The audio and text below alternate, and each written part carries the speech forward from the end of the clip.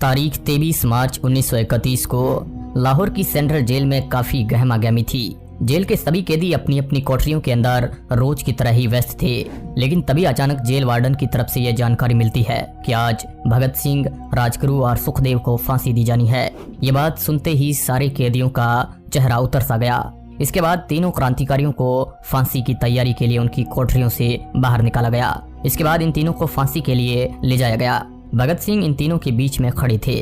भगत सिंह ने पहले अपनी मां को एक वचन दिया था, उसे अभी पूरा करना चाहते थे। भगत सिंह ने फांसी के तख्ते से जोर जोर से इंकलाब जिंदाबाद का नारा लगाया। जब भगत सिंह के नारों की आवाज जेल की कोठरियों तक गूंजती है तो जेल के बाकी कैदी भी भगत सिंह के साथ नारा लगाना शुरू कर देते हैं। इसके बाद इन तीनों क्रांतिकारियों के गले के अंदर फांसी का फंदा डाल दिया गया और जल्लाद ने एक एक करके तीनों क्रांतिकारियों की रस्सी खींच ली। ऐसे करके तीनों युवा क्रांतिकारियों ने अपने देश के लिए हंसते हंसते फांसी के फंदे को गले लगा लिया था। उस वक्त भारत की राजनीति में गांधी जी का काफी अहम रोल था। तो अब यह सवाल ये उठता है कि आखिर भगत सिंह को गांधी जी ने क्यों नहीं बचाया। दोस्तों, गांधी जी और भगत सिंह दोनों का मकसद भारत को अंग्रेजों की बेड़ियों से आजाद कराना था, लेकिन दोनों के रास्ते अलग अलग थे। भगत सिंह का मानना था कि गूंगी बहरी अंग्रेजी सरकार को हिंसक तरीके से ही जगाया जा सकता है और भगत सिंह ने आजादी के लिए हिंसक रास्ते को अपनाना सही समझा। भगत सिंह अंग्रेजों से बहुत ज्यादा घृणा करते थे। साथ ही 13 अप्रैल 1919 को हुई जलियांवाला बाग हत्याकांड की घटना ने भगत सिंह को अंदर से हिलाकर रख दिया था। 1921 में जब चोरा चोरी हत्याकांड के बाद गांधी जी ने किसानों का साथ नहीं दिया तो भगत सिंह ने गांधी जी से अलग विचारधारा पर चलने का मन बना लिया। लेकिन भगत सिंह की मेन कहानी की शुरुआत अब होती है जब साल 1928 में साइमन कमीशन भारत के दौरे पर आता है और लाहौर रेलवे स्टेशन पर लाला लाजपत राय के साथ कई लोग साइमन कमीशन का पुरजोर विरोध कर रहे थे, जिसमें भगत सिंह भी शामिल थे। विरोध को ज्यादा बढ़ता देख अंग्रेजी सरकार डर गई और अंग्रेजों ने ताबड़तोड़ लाठीचार्ज कर दिया। इस लाठीचार्ज में घायल होने के कारण लाला लाजपत राय की मौत हो जाती है। अंग्रेजों की इसी टुच्ची हरकत ने भगत सिंह को अंदर से हिलाकर रख दिया था। इस लाठीचार्ज में जिम्मेदार था पुलिस अधिकारी स्कॉट। अब भगत सिंह और उनके क्रांतिकारियों ने ठान लिया था कि इस पुलिस अधिकारी को मारकर ही चैन की सांस लेना है, लेकिन अंतिम समय में चूक होने के कारण स्कॉट की जगह 21 साल का पुलिस अफसर जेपी सैंडर्स मारा गया। इसके बाद चारों तरफ क्रांतिकारियों को पकड़ने की धरपकड़ अंग्रेजों ने तेज कर दी, लेकिन भगत सिंह यहाँ से भी अंग्रेजों को चकमा देकर भाग गए। इसके बाद भी अंग्रेजों के जुल्मकारी नीतियों से भगत सिंह परेशान थे। इसके लिए अंग्रेजी सरकार को जगाने के लिए भगत सिंह और बटुकेश्वर दत्त ने साथ मिलकर सेंट्रल असेंबली में बम फेंक दिया और वहां पर जोर से इंकलाब जिंदाबाद के नारे लगाकर अपने आप को सरेंडर कर दिया। उस वक्त भगत सिंह के पास अपनी रिवॉल्वर भी मौजूद थी। कुछ समय बाद ये सिद्ध हुआ कि भगत सिंह ने इसी रिवॉल्वर का इस्तेमाल पुलिस अधिकारी सैंडर्स को मारने में किया था। इसके बाद पुलिस अधिकारी सैंडर्स की हत्या के मामले में भगत सिंह को अभियुक्त बनाकर फांसी की सजा सुना दी गई।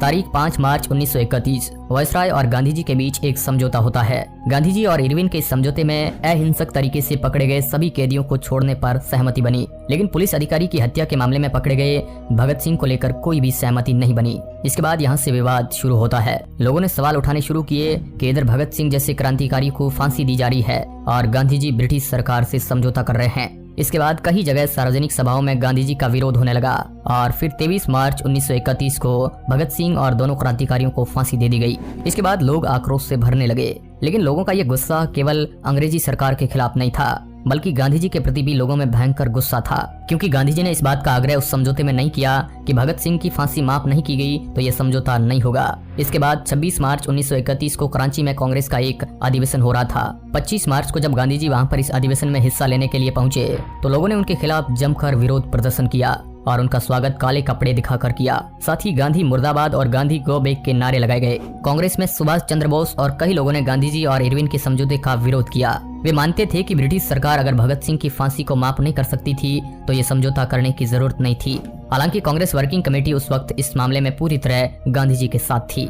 अब गांधी जी ने इस मुद्दे पर क्या कहा? गांधी जी ने इस मुद्दे पर कहा कि भगत सिंह की बहादुरी के लिए हमारे मन में सम्मान उभरता है, लेकिन मुझे ऐसा तरीका चाहिए जिसमें खुद को न्यौछावर करते हुए आप दूसरों को नुकसान नहीं पहुंचाए। वह कहते हैं कि सरकार गंभीर रूप से उकसा रही है, लेकिन समझौते की शर्तों में फांसी रोकना शामिल नहीं था, इसलिए इससे पीछे हटना ठीक नहीं है। गांधी जी ने कहा कि किसी खूनी, चोर या डाकू को भी सजा देना मेरे धर्म के खिलाफ है। मैं भगत सिंह को नहीं बचाना चाहता था, ऐसा शक करने की तो कोई वजह ही नहीं हो सकती। गांधी जी अपनी किताब स्वराज में लिखते हैं, मौत की सजा नहीं दी जानी चाहिए। वो कहते हैं कि भगत सिंह और उनके साथियों के साथ बात करने का मौका मिला होता तो मैं उनसे कहता कि उनका चुना हुआ रास्ता गलत और असफल है। ईश्वर को साक्षी रखकर मैं सत्य जाहिर करना चाहता हूँ कि हिंसा के मार्ग पर चलकर स्वराज्य नहीं मिलता। सिर्फ मुश्किलें ही मिल सकती है। मैं जितना तरीकों से वायसराय को समझा सकता था मैंने कोशिश की। मेरे पास समझाने की जितनी शक्ति थी इस्तेमाल की, जिसमें मैंने अपनी पूरी आत्मा उड़ेल दी। भगत सिंह अहिंसा के पुजारी नहीं थे, लेकिन हिंसा को धर्म नहीं मानते थे। इन वीरों ने मौत के डर को भी जीत लिया था। उनकी वीरता को नमन है, लेकिन उनके कृत्य का अनुसरण नहीं किया जा सकता है। उनके कृत्य का देश को फायदा हुआ ऐसा मैं नहीं कह सकता। गांधी जी ने 23 तारीख को सुबह वायसराय को एक निजी पत्र लिखा था। भगत सिंह को बचाने के लिए वायसराय को लिखी उस अनौपचारिक चिट्ठी में गांधी जी ने उन्हें जनमत का वास्ता देते हुए लिखा था, जनमत चाहे सही हो या गलत, सजा में रियायत चाहता है। जब कोई सिद्धांत दांव पर न हो तो लोकमत का मान रखना हमारा कर्तव्य हो जाता है। मौत की सजा पर अमल हो जाने के बाद तो वह कदम वापस नहीं लिया जा सकता है।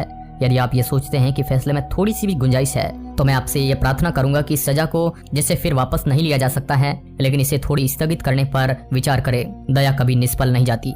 गांधी जी सजा खत्म करने की जगह सजा टालने पर जोर क्यों दे रहे थे? लोग आलोचना करते हुए कहते हैं कि गांधी जी ज्यादा से ज्यादा सजा को कुछ वक्त के लिए रोकने के लिए अपील कर रहे थे, जबकि उन्हें सजा खत्म करवाए जाने या फिर उसे कम करवाने की कोशिश करनी चाहिए थी। मगर सवाल यह है कि क्या यह मुमकिन था? हम गुलाम देश में जी रहे थे। भगत सिंह पर पुलिस अधिकारी सैंडर्स की हत्या का इल्जाम था। अंग्रेज चाहते थे कि इन तीनों को मिली सजा बाकी युवाओं को डराए, उन्हें संदेश दे कि अगर उन्होंने अंग्रेजी हुकूमत के खिलाफ हथियार उठाया तो उन्हें बख्शा नहीं जाएगा। और एक और चीज थी जो भगत सिंह, राजगुरु और सुखदेव के खिलाफ जारी थी, वो माफी मांगने के खिलाफ थे। वो अपने लिए किसी तरह की रियायत नहीं चाहते थे। भगत सिंह खुद अपनी सजा माफी की अर्जी देने के लिए तैयार नहीं थे। जब उनके पिता ने इसके लिए अर्जी लगाई तो उन्होंने बेहद कड़े शब्दों में पत्र लिखकर इसका जवाब दिया था।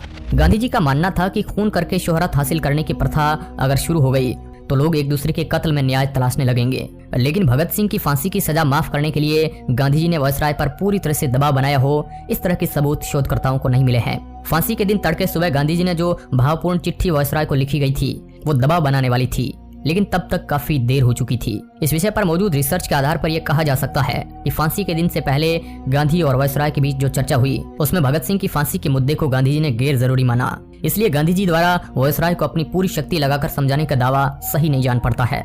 भगत सिंह की बहादुरी को मानते हुए उन्होंने उनके मार्ग का स्पष्ट शब्दों में विरोध किया और गैर कानूनी बताया।